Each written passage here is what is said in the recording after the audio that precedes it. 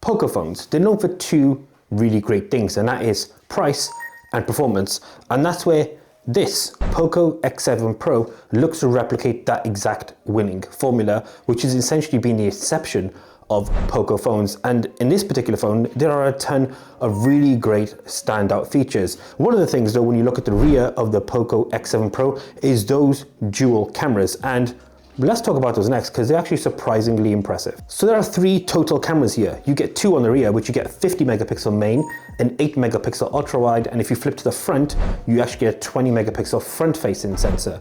On the rear, you'll actually get video at 4K 30, front 1080p 30. And then let's talk about the performance of those cameras. Actually, they are surprisingly good. Now, this is just on the face of it in terms of just the raw photo. If you zoom in and you look at to capture more detail than you think you're gonna get, that's not the case. You do lose a lot of quality if you're zooming into a lot of the photos, but the general photos here in almost every mode are actually pretty good. You get a good amount of detail.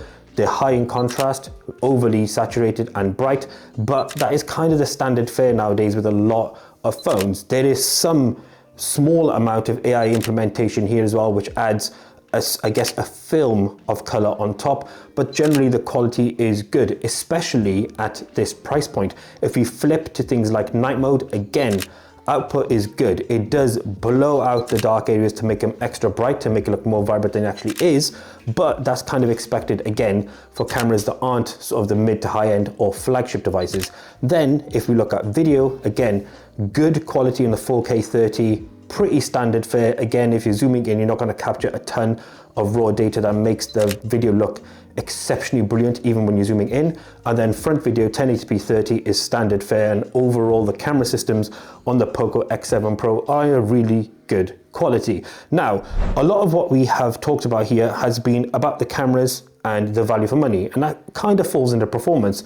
Also what falls under performance is the processor that sits inside the Poco X7 Pro. So when you're talking about performance of the X7 Pro, let's quickly recap what we looked at in the X6 Pro from last year. And essentially the differences in the processor and processor alone is near double-digit improvements, which is great for all your tasks that you're going to use.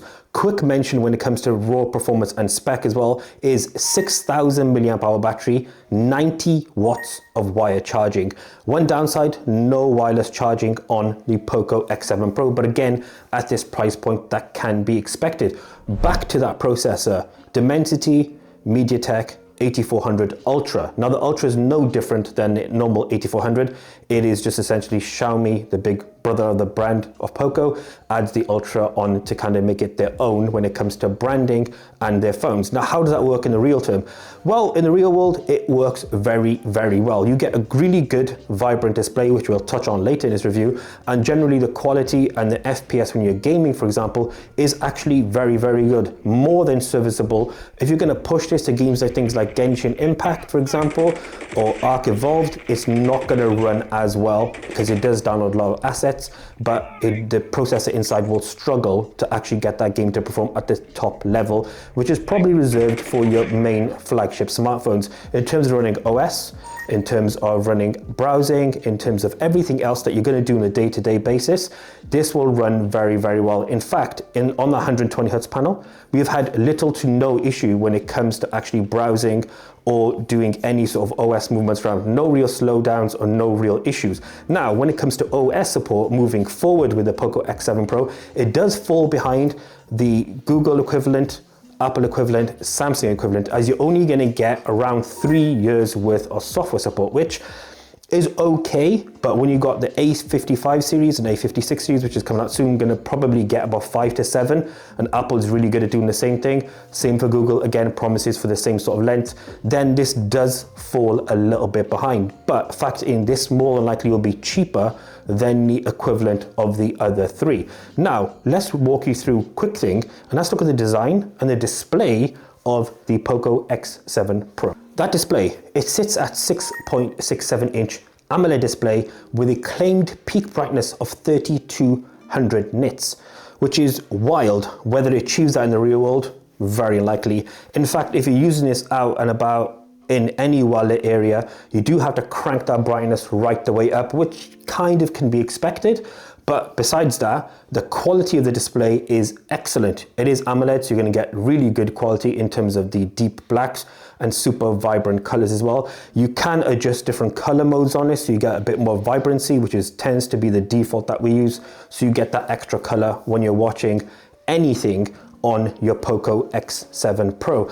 And then let's talk design. It is flat all along the sides. On the rear is actually split really nicely. You've got sort of, I would say 1/3 is one style, which houses the camera, and then the branding, and on the other side is a slightly different style. This does differ based on your ratios and what color you get. You can get black and yellow, which is super vibrant, but decided not against that. Overall, the design though is very nice to hold, really smooth edges, and feels really well built as well. So where does that leave us overall with this mid-level, lower to mid-level actually, smartphone? What do we think of the Poco X7 Pro? Essentially what you get here is a phone that has a few compromises. We've mentioned these already. So you don't get wireless charging. Software support in the long run is not going to be as long as Google, Apple or Samsung, which sadly can be expected. And the biggest shame, I would say, is because it's a budget smartphone around the £300 mark, roughly here in the UK, you will have to shell out a good amount of money for a charger that will actually achieve that 90 watts. Now, if you're buying this within the launch period, as of this video, you do have the option to get a free charger if you bought this directly through the Xiaomi Poco website. But if you're watching this further along down the line, you may not have that option. But if you are looking for a charger, they can be quite pricey. We would recommend Anker, so check that link in description as well, because they tend to do the best value for money chargers, and you can achieve some at a really, really high rate, which is great. Overall though, those three compromises don't overshadow what makes the Poco X7 Pro a smartphone that does a really, really great job of being a low, mid-level budget smartphone. There's a ton to like here. Display, quality of the design, even those two cameras on the rear are excellent, and that chipset inside is actually an improvement from last year. So the Poco X7 Pro is an easy one to recommend if you have that rough £300 to £350 budget. But why don't you let us know what you think of the Poco X7 Pro? Would you buy this? Would you recommend this? Would you want to see different improvements, or do you think there's not enough change here compared to last year's X6 Pro? And if you're not going to recommend it, what would you recommend for this price point? Thank you so much for watching. Until the next one, we out.